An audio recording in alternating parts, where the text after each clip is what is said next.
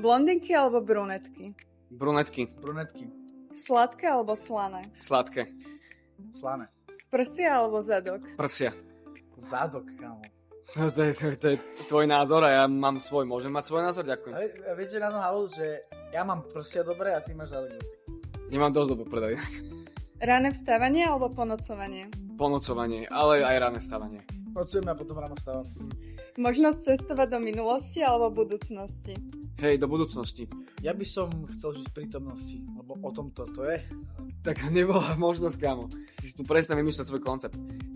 Od minulosť alebo budúcnosť? Budúcnosť tiež dám. More alebo hory? More.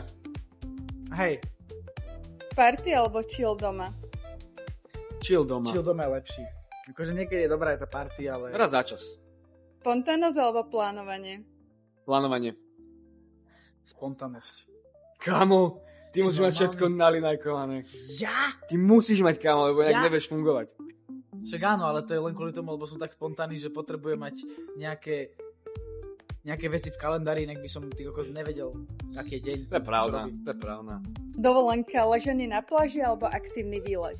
Aktívny výlet, ne? Ja by som si poleškal na pláži. Ale zase to by ma prestalo veľmi rýchlo baviť, takže aj, taká miešanina.